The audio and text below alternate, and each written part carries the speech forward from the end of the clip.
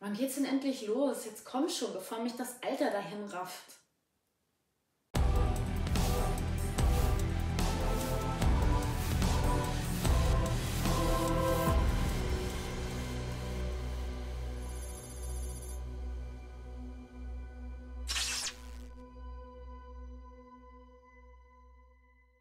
Ja, hier bin ich.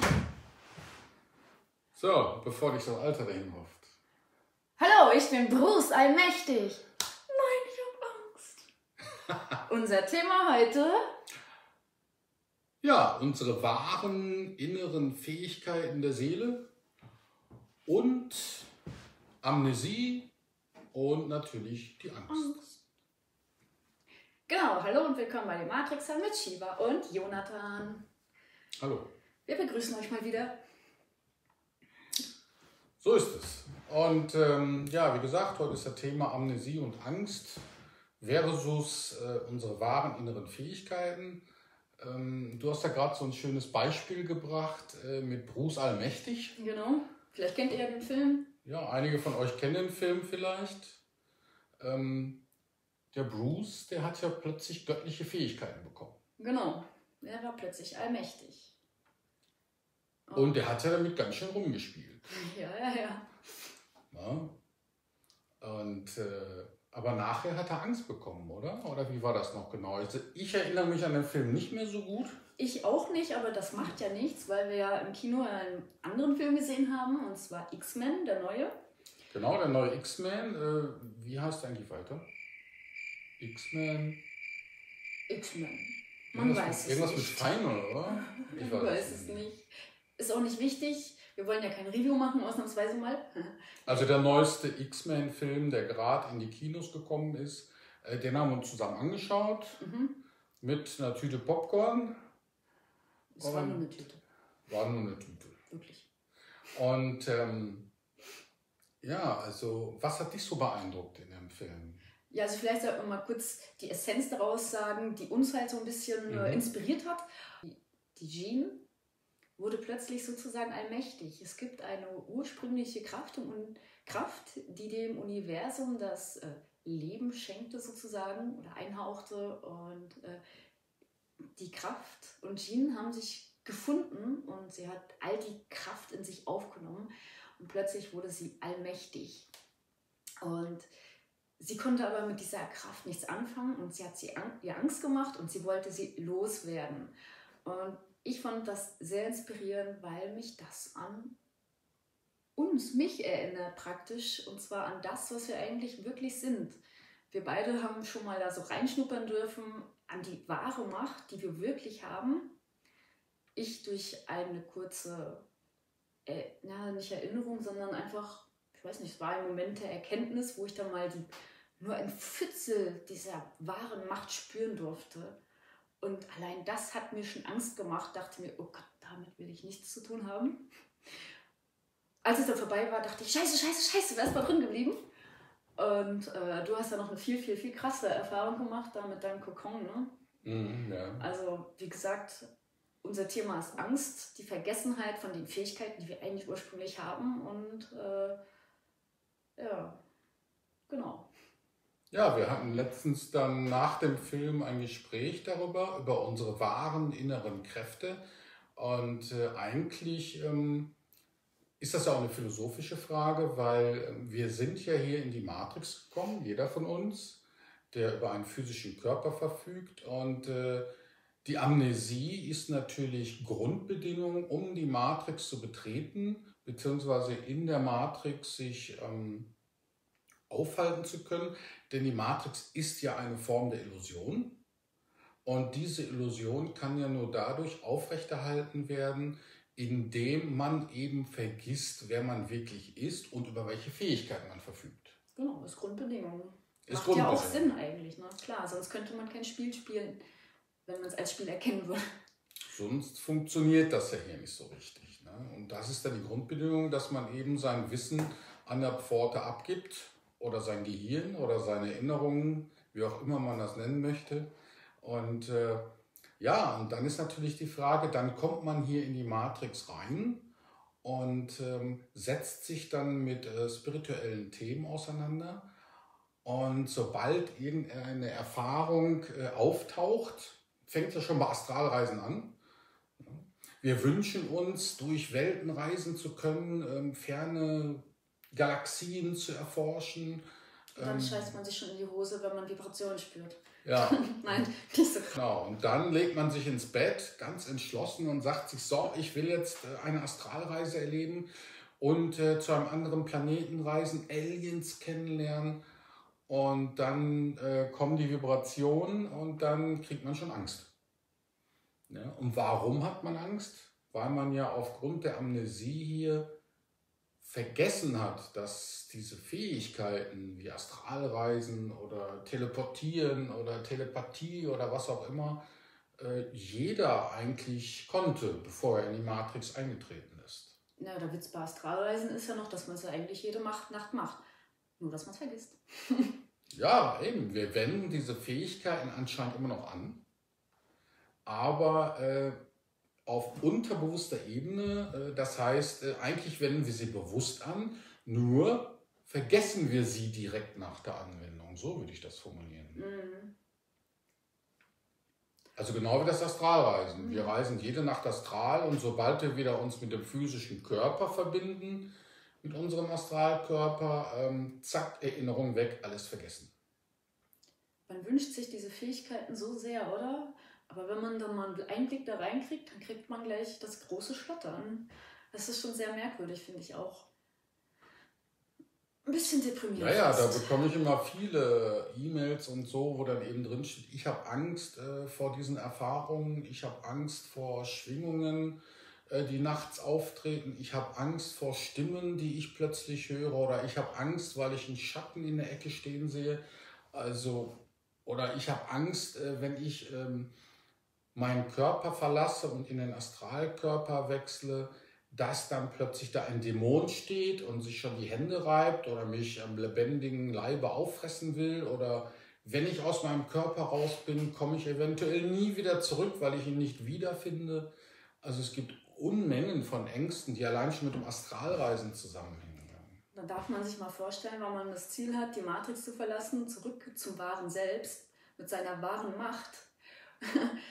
Was das für ein großer Weg ist, wie viele Ängste da zu besiegen sind und zu beseitigen sind, wenn man schon vor so kleinen Fähigkeiten Angst hat. Es ist die Macht des wahren Selbstes ist schon sehr, sehr gigantisch. Ja, oder Telepathie. Ja. Ne? Also jeder möchte gern Telepathie können, aber warum? Damit man die Gedanken der anderen ausspionieren kann. Aber ist man auch bereit, seine eigenen Gedanken ausspionieren zu lassen? Seine ganzen Tricksereien, Lügereien oder was weiß ich, was die Menschen so planen tagtäglich, das muss man dann auch akzeptieren können, dass also auch der Chef, der Partner oder die Polizei oder Regierung oder sonst was eben ganz offen daliegen und jeder kann telepathisch nachgucken. Was wäre dann los in unserer Welt? Könnte die Welt noch so funktionieren, wie sie jetzt funktioniert? Könnten die Menschen überhaupt damit umgehen? Weil die Jean aus dem X-Men, die konnte nicht mit den ganzen Fähigkeiten umgehen. Und vielleicht, ich meine, da war dann ja noch der Gegenspieler oder die sie beraten wollte, die wollte dann die Fähigkeit natürlich auch haben und sicherlich nicht zum guten Zweck nutzen. Das heißt, wenn alle Menschen diese Allmacht oder welche Fähigkeit noch immer hätten, wozu würden sie einsetzen? Würden sie oder missbrauchen, besser gesagt auch? Ja, das ist eben die Frage. Ne? Also in dem Film X-Men war es ja so, dass da einige Aliens gekommen sind mit ihrem Raumschiff und die wollten natürlich die Fähigkeit auch haben und haben versucht, der Jean die Fähigkeiten wegzunehmen. Natürlich ganz typisch amerikanisch, um die Welt zu erobern. Ne? Wenn ich so ein tolles Raumschiff habe, ja, da gibt es bestimmt noch ein paar andere Planeten. Ne? Aber jedenfalls die Jean, ich meine, die Jean hat ja die Fähigkeit immer mehr kontrollieren können. Und also, hatte sie die Angst davor, wollte sie wieder loswerden. Ja, aber warum hatte sie denn Angst davor? Weil sie einfach Angst hatte, ihre Freunde zu verletzen oder weil ja durch ihre Fähigkeiten schon ihre beste Freundin getötet worden ist. Ja. Und Darum hat sie Angst bekommen vor der Fähigkeit. Das war aber noch in der Phase, in der sie nicht kontrollieren konnte. Später konnte sie die Fähigkeit ja kontrollieren. Und dann wollte sie trotzdem noch abgeben. Und ich denke, sie wollte sie trotzdem noch abgeben, weil sie wusste, wenn sie die Fähigkeit behält, kann sie bei ihrem X-Men-Team nicht mehr dabei sein. Ich denke mal, dann hätte sie sich ausgeschlossen gefühlt. Also das vermute ich mal stark. Und darum, es ging eigentlich letztendlich nicht um die Kontrolle der Fähigkeiten, sondern eher, dass sie dann aus der Familie raus muss. Oder? Ja, das könnte gut sein. Was mich auch noch inspiriert, was ich auch noch beeindruckend fand, die Symbolik des Phönix. Jetzt weiß ich auch wieder, wie der Film hieß. Ah ja, Phönix. Ja, X-Men Phönix. Wie sie nämlich als Phönix aus der Asche sozusagen aufgestiegen ist. Weil das ist ja am Ende auch unser Ziel. Uns mit der Ganzheit das Selbst wieder zu. Ich finde das schon sehr spannend eigentlich.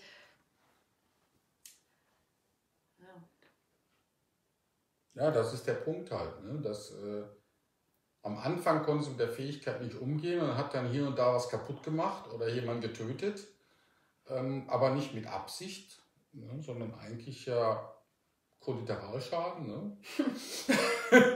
Aber später hatte sie die Fähigkeit ja im Griff. Aber da stand sie natürlich vor der Entscheidung. Ne? Entweder bin ich jetzt ein einsamer Phönix am Himmel mit den Fähigkeiten, oder ich gebe die Fähigkeiten ab und kann wieder Teil der anderen Gruppe sein, der X-Men und von Xavier und wie sie alle heißen. Und das ist auch eigentlich symbolisch gesehen das Gleiche, was uns nach dem Tode erwartet.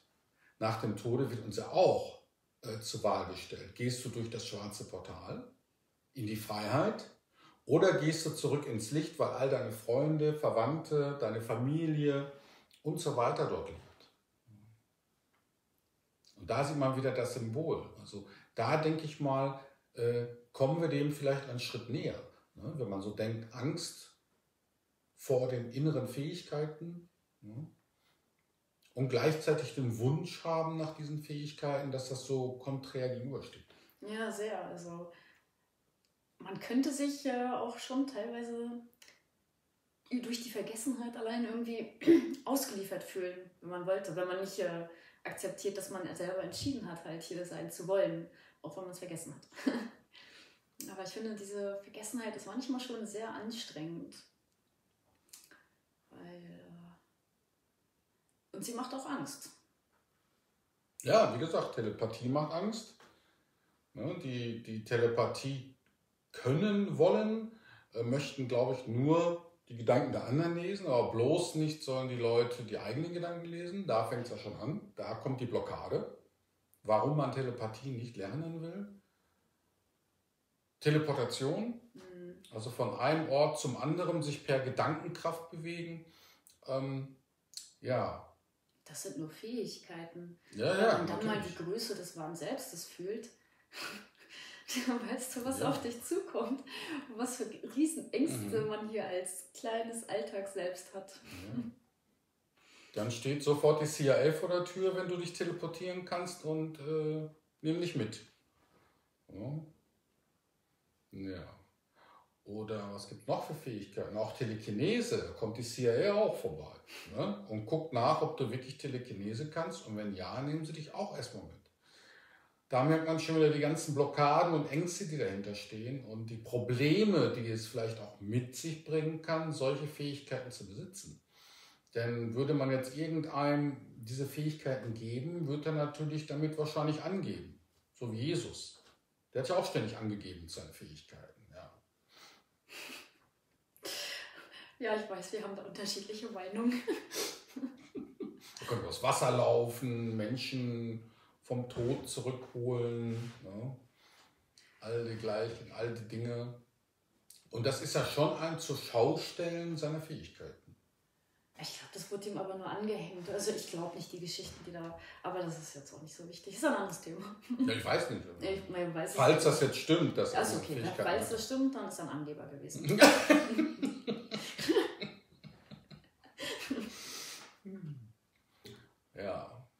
Nee, also da muss man eben, glaube ich, jeder bei sich selber schauen, wenn sich jemand eine Fähigkeit wünscht, welche Angst könnte dahinter stehen. Bei Telepathie finde ich das sehr einfach zu erkennen. Ja? Darum gibt es ja jetzt auch Handys, wo man so Nachrichten, WhatsApp schicken kann. Das ist ja fast schon ein bisschen Telepathie. Aber da hat man auch Kontrolle über die Sätze und Worte, die man da verschickt. Warum lachst du? Jetzt gibt es ja auch Handys. Das ist, als würde es jetzt seit 3 Tagen geben. Da kann man auch mit WhatsApp schicken. Das ist was Neues. Ganz was Neues, es gibt Handys. Das ist gerade so lustig, wie du es gesagt hast. Das ist eine ganz neue Technologie, diese Nachrichten. Sauber. Nicht so gut? Doch, nein, das ist super. Ich finde das so lustig.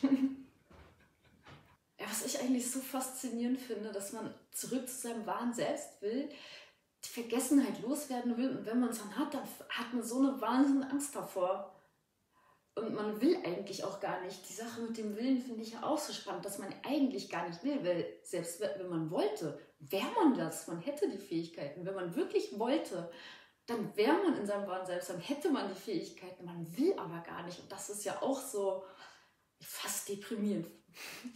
Ja, das kam mir auch gerade in den Sinn. Ja, dass man ja eigentlich gar nicht will. Ja, aber deprimierend ist... Nein, es ist nicht wirklich deprimierend, aber... Ja, also... Es ist so, auf der einen Seite will man, auf der anderen Seite nicht. Ich meine, man kann ja niemanden verantwortlich dafür machen, Nee, dass man die Fähigkeiten jetzt nicht einfach so wupp nach oben holt ins Bewusstsein, weil man ja Angst davor hat. Und wer hat Angst davor? Jeder selbst. Ja, eben, ja, eben. Und das ist ja der Punkt, warum man, glaube ich, nicht so viel darüber nachdenken möchte oder nicht viel darüber nachdenken. Sie möchten einfach die Fähigkeit, Punkt. Ja? So ist es. Aber wenn sie wirklich wollten, hätten sie sie. So. Ja, also muss man sich den Ängsten stellen, um zu dieser Fähigkeit zu kommen. Und das ist eben der Wermutstropfen bei der Suche nach seinen wahren inneren Fähigkeiten, nämlich die Auseinandersetzung in erster Linie mit der Angst. Das heißt, wie beim Astralreisen zum Beispiel, die Angst, ohne Körper zu sein. Die Angst, vielleicht auf Dämonen zu treffen oder andere unangenehmen Gesellen. Oder die Angst, es könnte dabei irgendwas schiefgehen oder man kommt nicht mehr zurück und dergleichen. Und da sieht man ja schon die Ängste, wie die so kommen, ne? Oder wie die sich äußern können. Telepathie ist auch eigentlich recht einfach, die Angst zu erkennen. Ja, es gibt einige Fähigkeiten, wo es nicht so einfach ist zu erkennen. Ja, oder hier wie ein X-Men, Formwandeln, ne? Hier, wie hieß die? Die auch in Tribute von Panem mitgemacht hat, die Jennifer. Die ist ja da die Formwandlerin. Die kann also jede Gestalt annehmen, die sie möchte. Und ja, was ist, wenn man jede Gestalt annehmen könnte? Ist ja auch eine spannende Fähigkeit, Formwandeln. Ja. Aber was könnte man damit dann anfangen? Wahrscheinlich würden die meisten das missbrauchen. Würde ich mal vermuten. Ja. Wenn der Nachbar dann auf deinen Partner steht, dann verwandelt er sich halt mal in einen Partner, oder? Ja. Wie eine Arthur-Sage, ne? Da war es ja auch so. Ja, also man kann mal über jede Fähigkeit nachdenken, weil ich denke mal, jeder Zuschauer hat ja seine persönlichen Favoriten, was Fähigkeiten betrifft. Und da kann man ja mal nachschauen bei sich selber, welche Gründe gibt es vielleicht, dass man diese Fähigkeit gar nicht haben möchte. Und ich glaube, das muss man sich erstmal bewusst machen. Und ob man bereit ist, sich dafür dann trotzdem weiterhin einzusetzen, die Fähigkeit erlangen zu wollen. Also ich meine, es fängt ja auch schon auf der weltlichen Ebene an mit den Fähigkeiten.